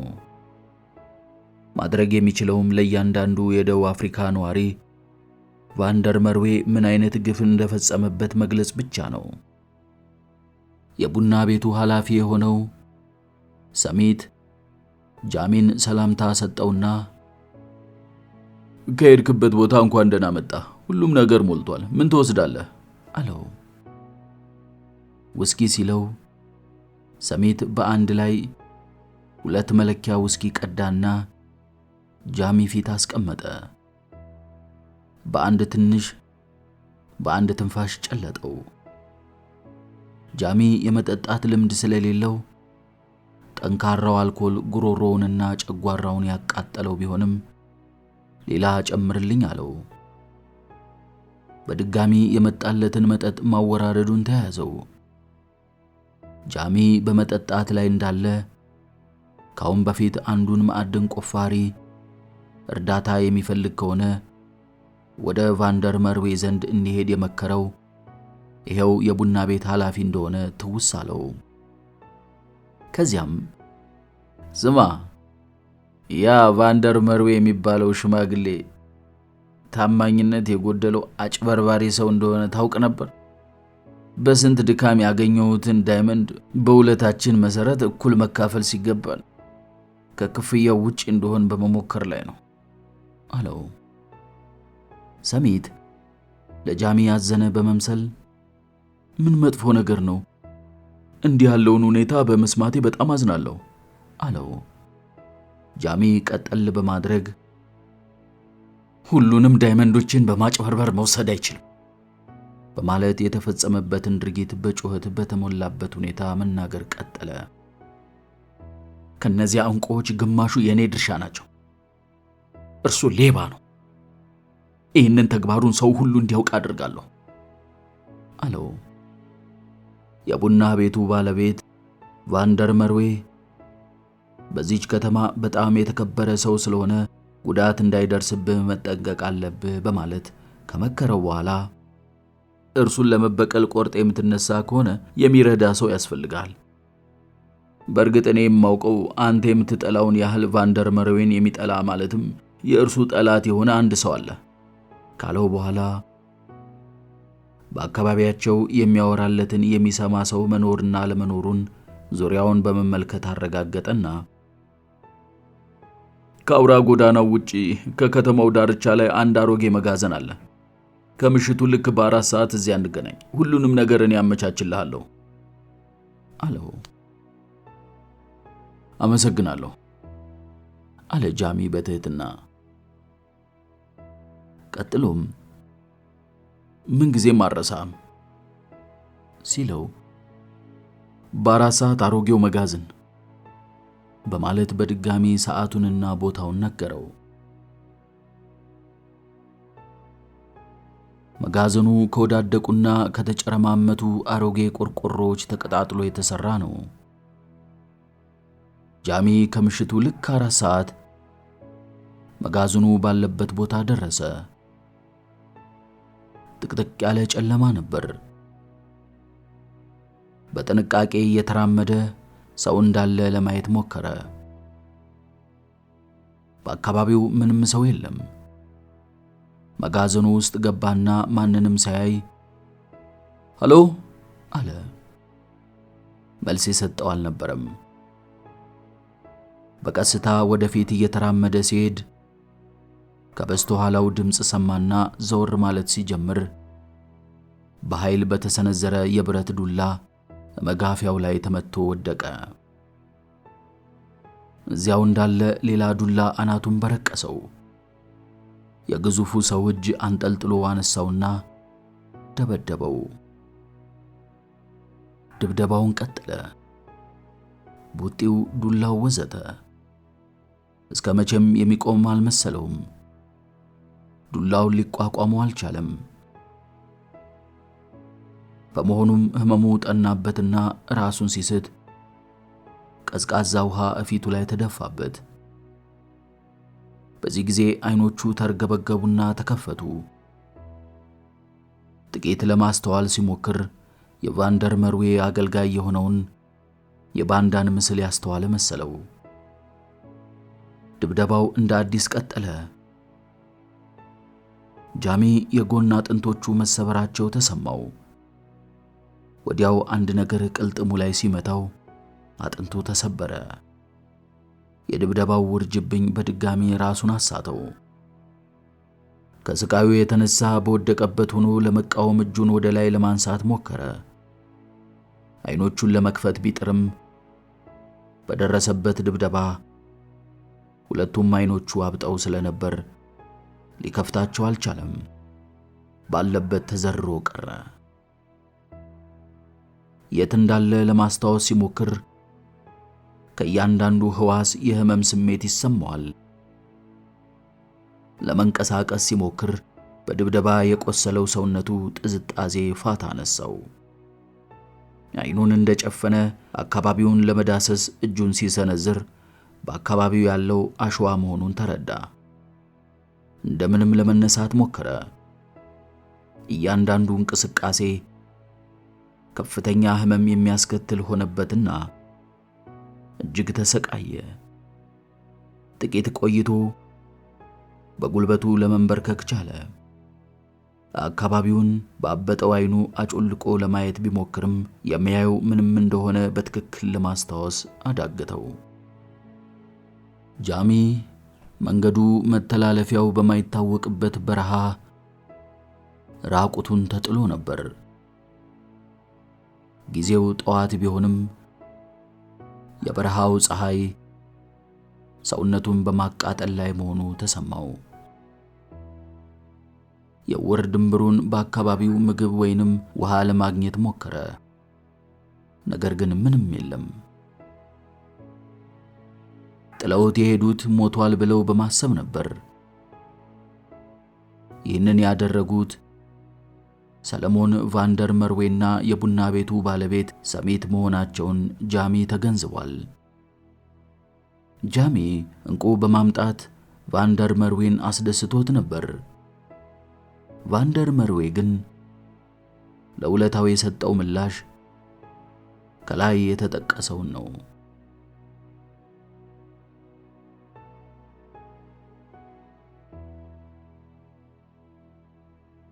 ጃሚ ጥቂት ካሰበ በኋላ ግድ የለም፣ በሰፈሩት ቁና ይሰፈራሉ። ካሁን በኋላ አልሞኝም፣ እኔም ቂሜን የምረሳ አይደለሁም በማለት ለራሱ ቃል ከገባ በኋላ በተደጋጋሚ ተመጣጣኝ ቅጣት ማግኘት አለባቸው በማለት ለመበቀል ወሰነ።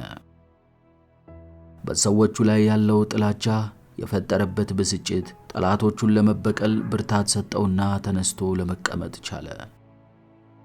እንደ ልቡ ለመተንፈስ ባለመቻሉ ተሰቃየ። ምን ያህሉን የጎን አጥንቶቼን ሰብረዋቸው ይሆን በማለት ራሱን ጠየቀ። የተሰበሩት አጥንቶቼ በሳምባዬ ላይ ጉዳት እንዳያደርሱበት መጠንቀቅ አለብኝ።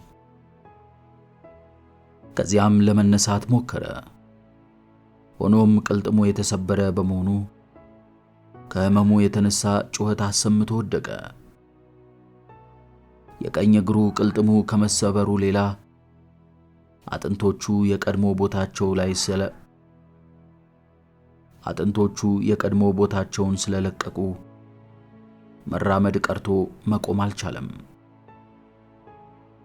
ሆኖም ቀስ በቀስ እየዳኸ ለመሄድ የሚያስችል አቅም ነበረው።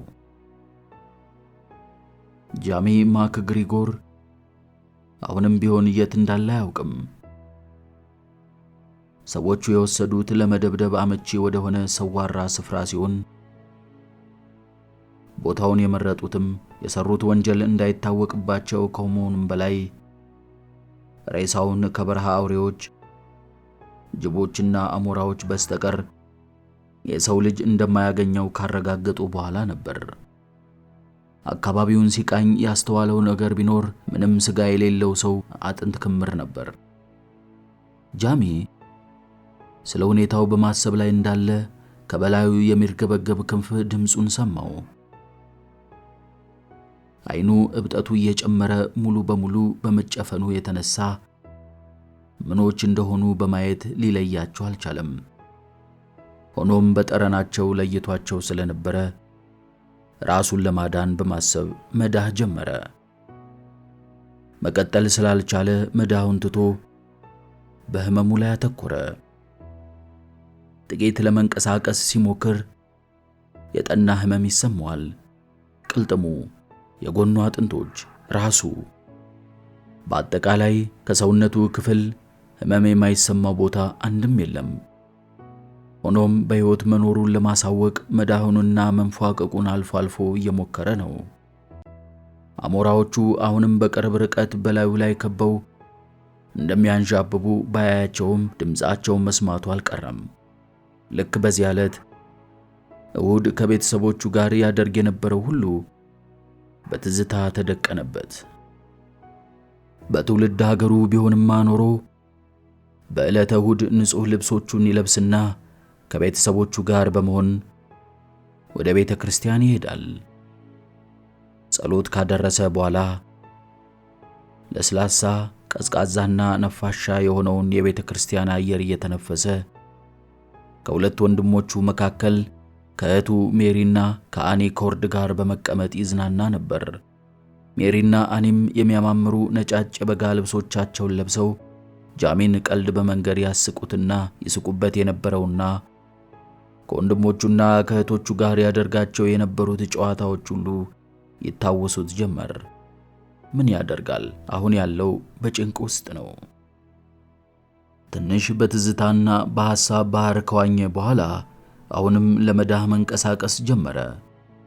ራቁቱን ነው። ሰውነቱ ቆስሏል። አጥንቱ ተሰባብሯል።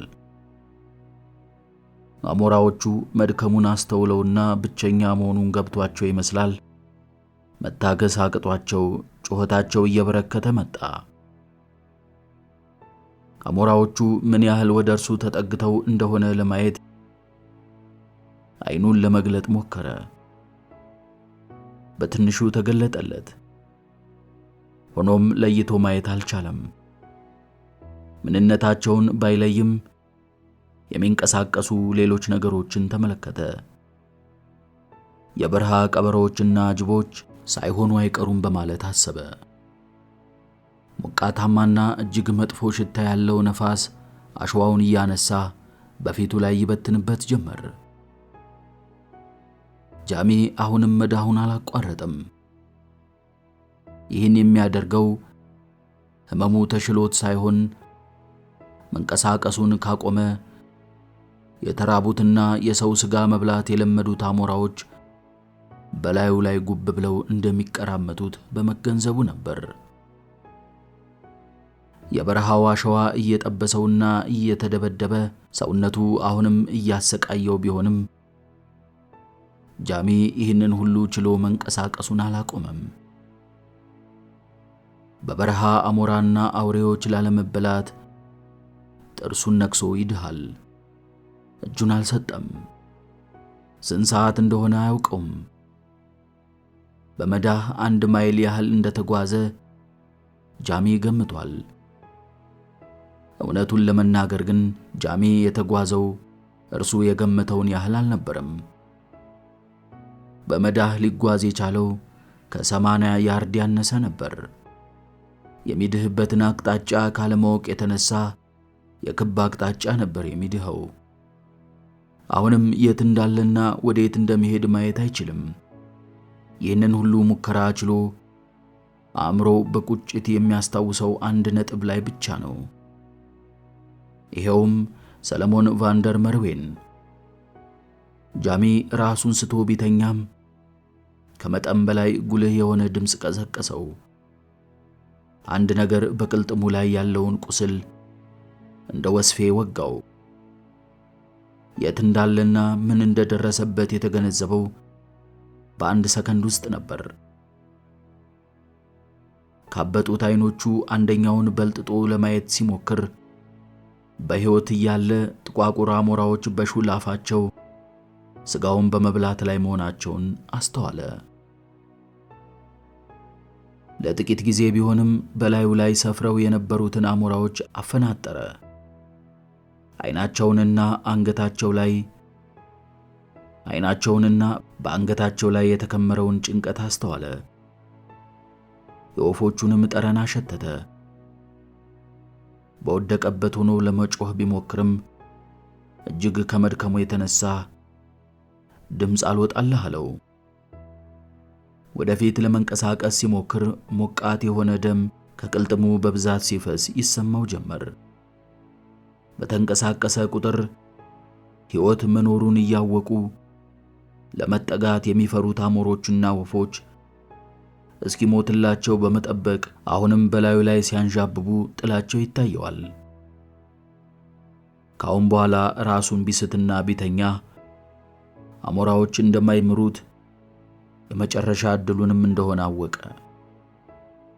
አእምሮ ከመረበሹ የተነሳ መቃዠት ጀመረ። ከዚህ ድርጊት ሲነቃ ወፎቹ ክብ በመስራት በእሱ ላይ ለማረፍ መቃረባቸውን በክንፋቸው ድምፅ ተረዳ። በአሁኑ ጊዜ ወፎቹንና አሞራዎቹን ለመከላከል ቀርቶ ለመንቀሳቀስ እንኳን አቅም ስለሌለው አንድ ጊዜ ካረፉበት እንደ በፊቱ ሊያባረራቸው አይችልም። አማራጭ አጣ። ምንም ማድረግ ስላልቻለ በሚያቃጥለው አሸዋ ላይ ተኛ።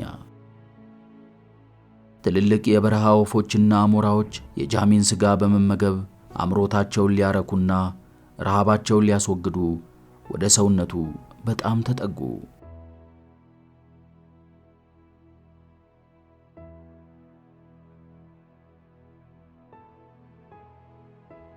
በኬፕ ታውን ቅዳሜ የገበያ ቀን በመሆኑ መንገዶቹ ሁሉ ብዛት ባላቸው ሰዎች ይጨናነቃሉ። ገበያ ለመገብየት የያዘውን ለመሸጥ ወይም ከሌላ ለመግዛት፣ ጓደኞችና ወዳጅ ዘመዶችን ለመገናኘት እንዲሁም ቀጠሮ የያዘ ከፍቅረኛው ጋር ተገናኝቶ ለመጫወት አብዛኛው ነዋሪ ቅዳሜ ቀን ወደ ገበያ ይወጣል። የደቡብ አፍሪካ ተወላጆችና በዚያ ሀገር ነዋሪ የሆኑ የደችና የደቡብ አፍሪካ ክልሶች፣ የፈረንሳይ ሰዎች፣ የሚያማምሩና የተለያዩ ቀለም ያላቸው የደንብ ልብስ የለበሱ ወታደሮች፣ የተዋበ ልብስ የለበሱ የእንግሊዝ ወይዛዝርትና ቆነጃጅት ከባዛሩ ፊት ለፊት በከተማው ውስጥ በብራሜኖስታይንና በፓርክ ታውን እንዲሁም በቡርገስ ደርብ አደባባዮች ተቀምጠዋል። ከፊሎቹ ቆመው ያወራሉ፣ ከፊሎቹ ይንሸራሸራሉ። የተለያዩ ነገሮች ለሽያጭ ቀርበዋል።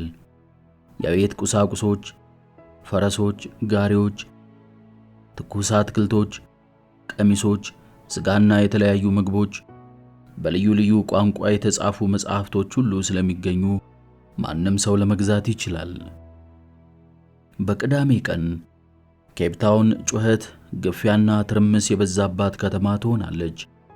ባንዳ ቀስ እያለ በገበያተኞች መካከል የሚጓዝ ቢሆንም ከነጮች ጋር አይን ላይን እንዳይጋጭ ወይም ፊት ለፊት እንዳይተያይ ከፍተኛ ጥንቃቄ ያደርግ ነበር። ሁኔታው በጣም አደገኛ ነበር። መንገዱ በጥቁሮች በህንዶችና በክልሶች የተሞላ ቢሆንም የበላይነት ኖሯቸው አስተዳደሩን የሚመሩትን ግን ጥቂት ነጮች ናቸው። ባንዳ ነጮቹን አይወዳቸውም። ስለ እነርሱ ያለው ጥላቻ በቃላት ሊገለጥ የማይችል ነው።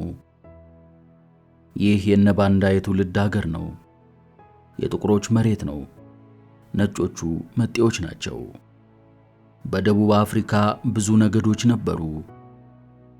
ተለያይተው ሲጠሩ ባስቶስ፣ ዙሉስ፣ ቤቹዋናስ፣ ዘማታቤሌ ይሰኛሉ።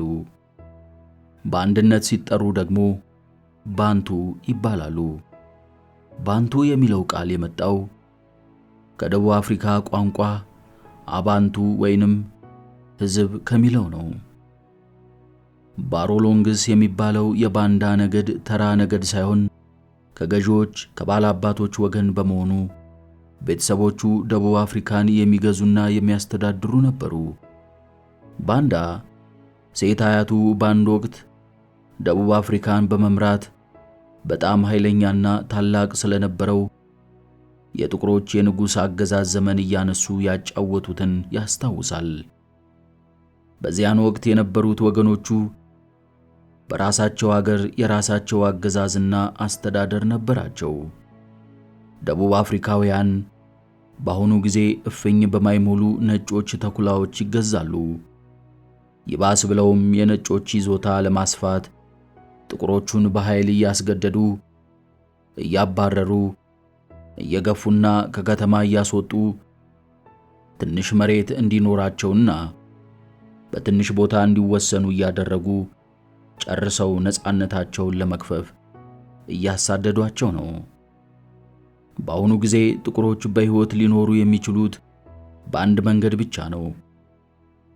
ይሄውም ለነጮች ተገዢ በመምሰል ውስጥ ውስጡን ግን ብልጥ በመሆን ብቻ ነው።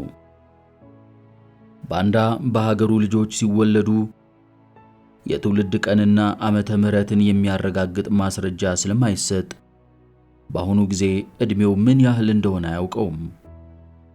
የነባንዳ ሀገር ሰዎች የዕድሜያቸውን ልክ ለማወቅ የሚጠቀሙበት ዘዴ የዕድሜ ባለጸጋ የሆኑ ሰዎችን በመጠየቅ ውጊያና ጦርነቶች የተደረጉበትን ወቅት ምልክት በማድረግ ገዢዎች የሞቱበትን፣ የመሬት መንቀጥቀጥ የደረሰበትን ጊዜ፣ የከብት በሽታ የገባበትን ጊዜ ወዘተ በመጥቀስ ነው። ባንዳ ትክክለኛ ዕድሜው ምን ያህል እንደሆነ አለማወቁ የሚያስከትለው ለውጥ ወይም ችግር ስለሌለ አያስጨንቀውም። ባንዳ የመሪ ወይንም የገዢ ልጅ እንደሆነ ያውቃል። በዚህም የተነሳ ለሕዝቡ አንድ ነገር መስራት እንዳለበት ዘወትር ያስባል። በእርሱ የተነሳ ባንቶዎች እንደገና አንሰራርተው ሀገሪቱን መምራት አለባቸው ብሎ ያምናል። ይህ ሐሳብ ለጊዜው ባንዳን ተዝናንቶ አንገቱን ቀና አድርጎና ኮራ ብሎ በመንገድ ላይ እንዲጓዝ ያደረገው ቢሆንም ከፊት ለፊቱ አንድ ነጭ ሰው በድንገት ሲመጣ አይን ላይን ግጥምጥም አሉ። ባንዳ በፍጥነት አቅጣጫውን በስተ ምስራቅ በኩል ወደ ከተማዋ ዳር መውጫ በመለወጥ ጥቁሮች ወደሚኖሩበት ክልል ተጓዘ። በከተማው ውስጥ የተመለከታቸውን ታላላቅ ቤቶችንና ሱቆችን ወደ ኋላው እየተወ በቁርጥራጭ ቆርቆሮ ወደ ተሰሩ ጎጆዎች አመራ። በአቧራማው መንገድ በኩል ቁልቁል ጉዞውን ቀጠለ። ጥቂት ከተጓዘ በኋላ ሰዎች ተከትለውት እንደሆነና እንዳልሆነ ለማረጋገጥ እየተገላመጠ ይመለከት ነበር። ትንሽ ጎጆ ቤት አጠገብ ደረሰ። እንደገና ገልመጥ ብሎ የአካባቢውን ሁኔታ ካጣራ በኋላ በሩን 2 ጊዜ አንኳኩቶ ወደ ውስጥ ገባ። ጥቁር ቀጭን ሴት ከማዕዘኑ አጠገብ ወንበር ላይ ተቀምጣ ቀሚስ ትሰፋለች። ባንዳ ከሴትየዋ ጋር ከተነጋገረ በኋላ ወደ ጓዳ ገባና ጎንበስ ብሎ ሲመለከት አንድ ነገር በትንሹ አልጋ ላይ አስተዋለ። ከ6 ሳምንታት በኋላ ጃሚ ማክ ግሪጎር ሰውነቱን አውቆ አስተሳሰቡ ተመልሶለት በማያውቀው ቤት ውስጥ በትንሽ አልጋ ላይ ተኝቶ በማገገም ላይ ነበር። ጃሚ ያለፈውንና የተፈጸመውን ማስታወስ ጀመረ። አሁን ራሱን ተጥሎበት ወደ ነበረው ቦታ በሐሳብ ወሰደና ሰውነቱ ሁሉ በድብደባ ደቆ ያለ አንድ ረዳት እንዲሞት በረሃ ላይ ተጥሎ በዚያን ወቅት ራሱን ስቶ ለመሞት ተቃርቦ እንደነበረ ከአውሬዎችና ሁሉንም በዓይነ ሕሊናው ቃኘ። ባንዳ ወደ ትንሹ አልጋ መጠጋት ሲጀምር ጃሚ እርሱን ሊገለው እንደመጣ ገመተ። ቫንደር መርዌ ዛሬም ጃሚ በሕይወት መኖሩን አውቆ ወይንም ሰምቶ ጨርሶ እንዲገለው አሽከሩን የላከ መሰለውና ተስፋ በቆረጠ ሁኔታ ጌታ ለምን ራሱ አልመጣም በማለት አጉረመረመ። እኔ ጌታ የለኝም አለ ባንዳ። ቫንደር መርዌስ ወደዚህ የላከ እርሱ አይደለም? እርሱ ልኮኝ አይደለም እዚህ የመጣሁት። እንዲያውም ይህንን ካወቀ ሁለታችንንም ይገለናል ሲለው፣ አባባሎች ስሜት አልሰጡኝም። ለመሆኑ የት ነው ያለሁት? የት እንዳለው ማወቅ እፈልጋለሁ። ገብታውን ነው ያለኸው አለው። ሊሆን አይችልም። እንዴት እዚህ ልመጣ ቻልኩ? እኔ ነኝ ያመጣው። ጃሚ ሌላ ጥያቄ ከመጠየቁ በፊት ባንዳን ትኩር ብሎ አይኑን ሲያየው ቆየና አንተን ለሁለታችን የጋራ ጉዳይ እፈልጋለሁ፣ ብቀላ እፈልጋለሁ አለው። ጃሚ አንተ ምን? የምፈልግህ ለእኔ በማሰብ አይደለም። እኔ ለራሴ ግድ የለኝም። ግን ለአንተ የምነግርህ አንድ ሚስጥር አለኝ። በጥሞና አድምጠኝ። ቫንደር መርዌ እህቴን አስገድዶ ሕጓን ገሰሳት። ከእርሱ ጸንሳ ነበርና በወሊድ ምክንያት ለመሞት በቃች። በዚያን ጊዜ እህቴ የ11 ዓመት ልጅ ነበረች አለው። ጃሚ ይህንን ሲሰማ ነገሩ ስላስደነገጠው በጀርባው ተኛና ወይ አምላኬ አለ። እህቴ ከሞተችበት ቀን ጀምሮ ቫንደር መርዌን ለመበቀል የሚያግዘኝ አንድ ነጭ ሰው ስፈልግ ነበር የኖርኩት። አንተን በደበደብንበት ምሽት ምቹ ቦታ ላይ አግኝቼው ነበር። በዚያን ዕለት አንተን ከደበደብን በኋላ እንድትሞት በማሰብ ምንም ሰው በሌለበት በዚያ ሰፊ በረሃ ጥለን ሄድን።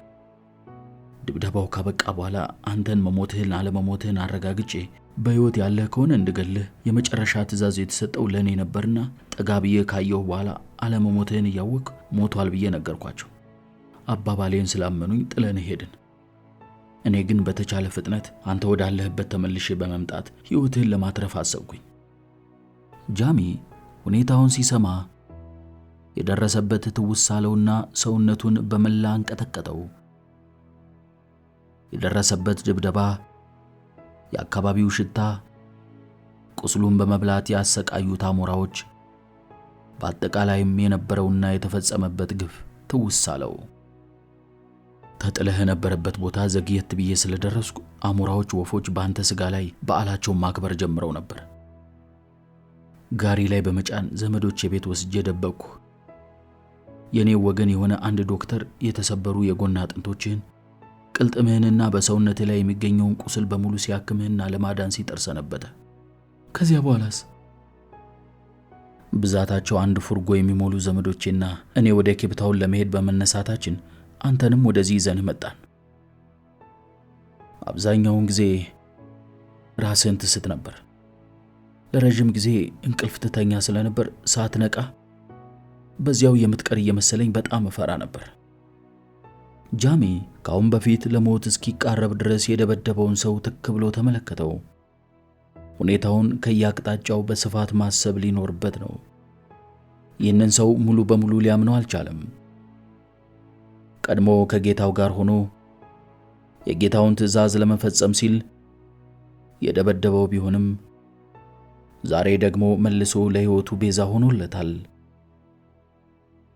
ባንዳ ቫንደር መርዌን በጃሚ አማካኝነት መበቀል ይፈልጋል።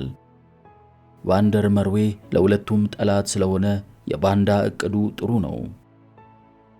ለሁለታችንም ያገለግላል በማለት ጃሚ ለመተባበር ወሰነ። በዚህ ዓለም ከሚገኙ ነገሮች ሁሉ ጃሚን እጅግ የሚያስደስተው ቫንደር መርዌ ለፈጸመው ድርጊት ተመጣጣኝ ቅጣት ሲያገኝ ማየት ነው። እሺ አለ ጃሚ፣ አንተ ይህንን የመሰለ በደል የተፈጸመብህ በመሆኑ በደልህን ለመበቀል ካሰብክ በእኔ ላይ የደረሰውንም ጠንቅቀህ ታውቃለህና ቫንደር መርዌን የምንበቀልበትን መንገድ እፈልጋለሁ አለው። ባንዳ ይህንን ሲሰማ ለመጀመሪያ ጊዜ በፊቱ ላይ ፈገግታ ታየ። ከዚያም ይገደላል፣ ይሞታል ማለት ነው ሲል ጃሚን ጠየቀው። አይሞትም፣ በሕይወት ይኖራል በማለት መለሰለት።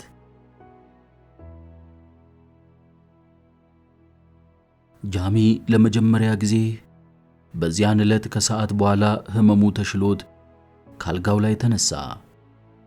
ቅልጥሙ ሙሉ በሙሉ ስላልዳነ መሬቱን በቀስታ እየረገጠ ያነክሳል። ገመምተኛ በመሆኑ ከጥንካሬ ማጣት የተነሳ መራመድ ሲያቅተው በማስተዋሉ ባንዳ ሊረዳው ሞከረ።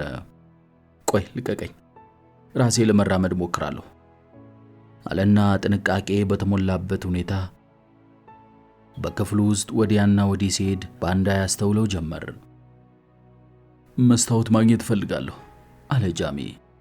ከዚያም አስቀያሚ መምሰሌ የማይቀር ነው፣ ጺሜን እንኳን ከተላጨው ስንት ጊዜ ነው በማለት አሰበ። ባንዳ በእጅ የምትያዝ መስታወት ይዞለት ተመለሰ። ጃሚ ወደፊቱ አስጠጋና ተመለከተው። ራሱን ሳይሆን ሌላ ካሁን በፊት ፈጽሞ ያላየውን እንግዳ ሰው የሚያይ መሰለው። ጸጉሩ ሸብቶ እንደ በረዶ ነጥቷል። ሬዙም ነጭ ከመሆኑም በላይ ባለመስተካከሉ ወጣ ገባ ሆኖ በቅሏል። አፍንጫው ተሰብሯል። ፊቱን ላስተዋለው ከጉስቁልናው የተነሳ ከዕድሜው በላይ 20 ዓመት ተጨማሪ ዕድሜ ያለው ሰው አስመስሎታል። ትልቅ ለውጥ የሚታየው በዓይኑ አካባቢ ነው። ዓይኑ ከማበጡም በቀር አሁንም ኃይለኛ ህመም ይሰማዋል። በአገጩ ላይ የተጋደመ ጠባሳ አለ። ምስሉን ጠላው። ወደ ውጪ መውጣቴ ነው አለ ጃሚ። መውጣት አይቻልም። ለምን አይቻልም? አዝናለሁ ሚስተር ማክግሪጎር። ከቤት መውጣት የማይቻልበት ምክንያት ጥቁሮች ነጮች በሚኖሩበት ሰፈር መግባት ፈጽሞ እንደማይፈቀድላቸው ሁሉ ነጮቹም ወደዚህ አይመጡም። አንተን ወደዚህ ያስገባንህ በጨለማ ስለሆነ ማንም አላየህም። በመሆኑም ጎረቤቶቼ ያንተን እዚህ መሆን አያውቁም። ታዲያ ከዚህ ለመውጣት የምችለው እንዴት ነው? ዛሬ ማታ እወጣለሁ። ባንዳ ለእርሱ ሲል ምን አይነት ኃላፊነት እንደወሰደና ከባድም ውለታ እንደሰራለት ጃሚ ለመጀመሪያ ጊዜ የተገነዘበው ይህንን ከሰማ በኋላ ነበር። ጃሚ አሁን ያለሁበት ሁኔታ የሚያሳፍርና የሚያስጨንቅ ነው። ገንዘብ የለኝም፣ ስለሆነም ሥራ ማግኘት አለብኝ አለ። ባንዳ ይህንን ሲሰማ እኔ ወደብ ውስጥ ሥራ አግኝቻለሁ፣ እዚያ ብዙ ሥራ ስላለ ሠራተኞች ይፈለጋሉ ካለው በኋላ በኪሱ ውስጥ ያለውን ጥቂት ገንዘብ አወጣና ገንዘብ ይኸውልህ አለው። ጃሚ የሰጠውን ገንዘብ ወሰደና እከፍልሃለሁ ማለቴ መልስልሃለሁ እሺ አለው። የምትመልስልኝ ገንዘቡን ሳይሆን የእህቴን በደል መበቀልን ነው አለው ባንዳ። ባንዳ ጃሚን ከሰፈሩ ያወጣው እኩለ ሌሊት ላይ ነበር። ጃሚ የቤቶቹን ሁኔታ፣ የአካባቢውን መቆሸሽ የሚያስከትለውን መጥፎ በሽታና አስፋልት ባለመኖሩ ባጠላው ዝናብ በጣለው ዝናብ የተነሳ ያለውን ማጥ ሲያስተውል ባንዳን የመሰሉ በዘራቸውና በራሳቸው የሚተማመኑና የሚኮሩ ሰዎች እንዴት ይህንን በመሰለ አስቀያሚ ቦታ ይኖራሉ አለ በመገረም። ሌላ የተሻለ ቦታ የለም ሲል አቋረጠውና እባክህ አትናገር፣ ጎረቤቶቼ መጥፎች ናቸው አለው በሹክሹክታ። ከዚያም ከመኖሪያ ክልሉ ካወጣው በኋላ ወደ መሃል ከተማ የሚወስደው መንገድ በዚህ በኩል ነው፣ ነገ በወደቡ አካባቢ እፈልግሃለሁ፣ እዚያ እንገናኝ በማለት ተለይቶት ሄደ። ጃሚ መጀመሪያ ከእንግሊዝ አገር ሲመጣ ወዳረፈበት መኝታ ቤት ሄደ። ሚስ ቬንስተርን የመኝታ ክፍል እፈልጋለሁ ሲላቸው ይቻላል ጌታዬ የሚል መልስ ሰጡት። ፈገግ በማለት የወርቅ ጥርሳቸውን ለማሳየት እየሞከሩ ስሜ ሚስ ቬንሰንተር ይባላል አሉት። አውቃለሁ ሲላቸው አፈር እንደማለት ብለው እንዴት ልታውቅ ቻልክ? ታላላቆች ከትምህርት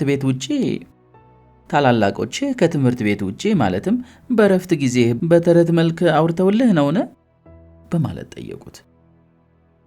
ሚስ ቬንስተር ለመሆኑ እኔን አያስታውሱኝም እንዴ? ባለፈው ዓመት እዚሁ አርፌ ነበር ሲላቸው ጠጋ ብለው መልኩን ተመለከቱት። በሚገባ አስተዋሉት። ፊቱ ተተልትሏል፣ አፍንጫው ተሰብሯል፣ ተጣሟል። የራሱ ላይ ፀጉርም ጺሙ ሸብቷል። በመሆኑም ባለፈው ዓመት እዚሁ ያረፈ ሰው መሆኑን ለማስታወስ የሚያስችል አንዳችም ምልክት አላገኙም። የኔ ወንድም፣ እኔ አንድ ጊዜ ሰው ካየው አረሳም። አንተን ካሁን በፊት ስላላየሁ ነው ያላስታወስኩህ። አንተን አለማስታወሴ ጥሩ ጓደኝነት እንዳንመሰረት እንቅፋት ይሆናል የሚል እምነት የለኝም። ችግር ይፈጥር ይሆን እንዴ? የኔ ጓደኞች በቁልምጫ ሲጠሩኝ ዲ ይሉኛል። ያንተ ስም ማን ነው? ትራቪስ፣ ኢያን ትራቪስ እባላለሁ አላቸው። በማግስቱ በጠዋት ተነስቶ ሥራ ለመፈለግ ወደ ወደቡ ሄደ።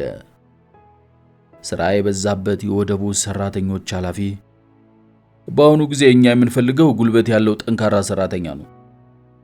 ችግሩ ሥራ መስጠቱ መቅጠሩ ሳይሆን አንተ ይህንን ለመሰለ ሥራ ዕድሜህ የገፋ በመሆኑ የምትመጠን አይመስለኝም አለው። ዕድሜ እኮ ገና 19 ነው ካለ በኋላ በመስታወት ያየው መልኩ ትዝ አለውና ንግግሩን አቋረጠ። ጥቂት ቆይቶም በተግባር ይሞክሩኝ ጌታዬ አለው። በመርከቡ ላይ በጫኝና አውራጅነት ሥራ በቀን 9 ሺሊንግ እየተከፈለው መስራት ጀመረ። በተመሳሳይ ሥራ ላይ የተሰማሩት ባንዳና ሌሎች ጥቁሮች የሚከፈላቸው 6 ሺሊንግ ብቻ መሆኑን ጃሚ ተረዳ። የሚያከናውኑት ሥራ አንድ አይነት ሆኖ ቆዳቸው በመጥቆሩ ብቻ ዝቅተኛ አበል ይከፈላቸዋል። በወደቡ ውስጥ ለመጀመሪያ ጊዜ ከባንዳ ጋር በሥራ ላይ እንደተገናኙ ጎተታ አድርጎ ወደ አንድ በኩል ወሰደና መወያየት አለብን ሲለው የምንነጋገረው እዚህ አይደለም ሚስተር ማክግሪጎር፣ የሥራ ሰዓት በሚያበቃበትና በምንቀያየርበት ሰዓት ከወደቡ ዳር ላይ ርቆ ከሚገኘው አሮጌ መጋዘን እጠብቃለሁ። እዚያ ብንነጋገር ይሻላል አለው። ባንዳ በቀጠሮ መሰረት በቦታው ቀድሞ በመድረስ የጃሚን መምጣት ይጠባበቅ ስለነበር በዚያው ተገናኙ። ጃሚ ከመጣ በኋላ ውይይቱን የከፈተው ስለ ቫንደር መርዌ እንዲነግረው ባንዳን በመጠየቅ ነበር። ስለ እርሱ ምን ማወቅ ትፈልጋለህ ሲለው ሁሉንም አለ ጃሚ። ቫንደር መርዌ ወደ ደቡብ አፍሪካ የመጣው ከሆላንድ ነው። ስለ እርሱ ከሰማሁት ታሪክ እንደተረዳሁት ሚስቱ መልኩ አስቀያሚ ቢሆንም ብዙ ሀብት ነበራት። በህመም ምክንያት ስትሞት ሀብቷን በሙሉ ወረሰው። ከእርሷ ሞት በኋላ ንብረቱን ጠቅልሎ ወደ ክሊፕ ድሪፍት በመሄድ ትልቅ ሱቅና መጋዘን አቋቋመ። በዚያ የሚገኙትን ማዕድን ቆፋሪዎች እያታለለ ከፍተኛ ከበርቴ ለመሆን ቻለ ሲለው ጃሚ ልክ እኔን እንዳታለለኝ ማለት ነው በማለት ትረካውን በጥያቄ አቋረጠው። ያ ከሚያታለልባቸው አያሌ ዘዴዎች አንዱ ነው። እንቁ ፈላጊዎች ለወደፊቱ ጥሩ ዕድል እንደሚያጋጥማቸው በማሰብ እንቁ ለመፈለግ ገንዘብ እንዲረዳቸው ይጠይቁታል።